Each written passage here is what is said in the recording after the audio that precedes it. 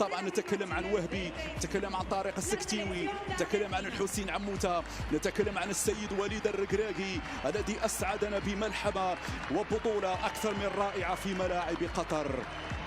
هكذا هم المدربون المغاربة، هكذا هي السواعد المغربية، هكذا هي الكفاءات المغربية، هكذا هو المغربي. نعم، هنا التحديات، هنا التحديات، رفع التحدي، ولا مستحيل بالنسبة لي المغربي، لا مستحيل بالنسبة لي المغربي بالكفاءة والإصرار والإرادة والعزيمة قادر على صنع المعجزات. واليوم لن أقول فقط إنجاز، بل هو إعجاز تاريخي كبير، بل هو استثناء، ونتمنى أن يكون قاعدة في السنوات القادمة. الآن المغرب أصبح من الكبار لا شك في ذلك، المغرب أصبح من الكبار لا شك في ذلك. الراية المغربية نعم في كل مكان، في الفئات السنية، ناشئين عندك، شباب عندك، كبار عندك، سيدات عندك، فوتسال عندك. ولابد أن نحيي هشام الدكيك، لابد هشام الدكيك اليوم كذلك واحد من الكفاءات التدريبية. اليوم فاز على إسبانيا في الفوتسال، يعني لاحظتوا بأنه ما شاء الله في كل مكان، ما شاء الله في كل مكان. هنا تسليم الميداليات للاعبي المنتخب الأرجنتيني في هذه اللحظات. الدكيك، السكتيوي، وليد الركراكي، وهبي، عموتة، شكرا لكم جميعا، والله شكرا لكم جميعا. جمال السلامي على فكرة الذي سيكون مدربا للأردن في المونديال، لأنه كذلك حاضر باسم المغرب لا ننسى كمدرب وطني. ففعلا نفخر بهذه الكفاءات، وهذه الكفاءات التي دبرت هذه المرحلة.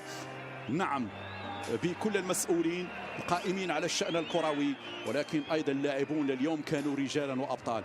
تحية لهذا المدرب، تحية لمحمد وهبي، برافو، 10 على 10. وهبي مثال للرجل الذي يجتهد، يثابر، لا يأبى بالانتقادات، بالمؤاخذات. فعلا صبر كثيرا، اجتهد كثيرا، ولكل مجتهد نصيب يا محمد يا وهبي. فعلا تستحق هذه الجائزة وتستحق أن تكافئ بهذا اللقب العالمي. روح المجموعة كون وهبي، روح المجموعة، هذا أهم شيء. المنتخب كعائلة، وهذه الفلسفة ترسخت لدى حتى اللاعبين في الفئات السنية. تذكروا جيدا مصطلح العائلة، لأنه سر النجاح، العائلة سر النجاح. وهذه شفناه مع وليد الركراكي في منتخب كأس العالم في قطر.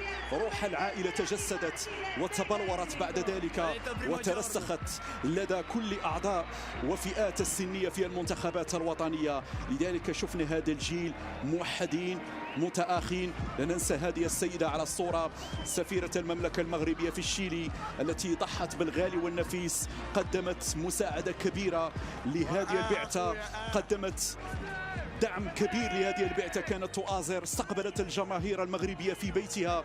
فشكرا لسفيرة المملكة المغربية في الشيلي، لأن كذلك واحدة من الأسماء التي نفخر بها، وساهمت وساعدت كثيرا البعثة حتى تكون الأمور على نحو جيد في أرض الشيلي. مشاهدينا الكرام، لا زال الأبطال يتسلمون الميدالية، نعم، الذهبية، والذهب للذهب، والذهب راح للمغرب. مشاهدينا الكرام، الذهب راح لمن يستحقه، والكرة أخيرا أنصفت هذا الجيل، الكرة أخيرا أنصفت النخبة المغربية. بالأمس القريب نعم الكان لم ينصف أسود الأطلس، ولكن اليوم دخلتم للعالمية، نعم، من الباب الواسع، دخلتم العالمية من الباب الواسع. هنا نعم يشهدون بكفاءة المغرب وبسمعة المغرب على الصعيد الكروي، أجيال وراء أجيال. ولكن جاءت اللحظة لنسعد ولنفرح ولنعتز بلقب عالمي، نعم، وسط المدارس الكبيرة، وسط المنتخبات الكبيرة. كم هي صورة جميلة، الكاس والقائد والشخصيات البارزة، نعم.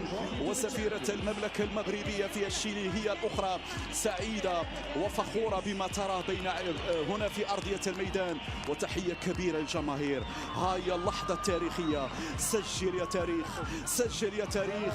الكأس ستذهب إلى المغرب، الكأس ستذهب هنا إلى السواعد المغربية. فوزي الأقجع يتقدم مع جياني إنفانتينو، هنا يرفع حسام الصادق. عانقها يا الصادق، عانق المجد يا الصادق. قبل الكأس باسم كل مغربي من طنجة العالية إلى القويرة العزيزة، باسم كل عربي من المحيط إلى الخليج، نقول لكم شكرا. قبلها باسم كل أمازيغي، شكرا إنفول كبارة، شكرا ترميرت. هكذا ترفع الكأس باسم كل مغربي من طنجة العالية إلى القويرة العزيزة، هنا في لحظة تاريخية.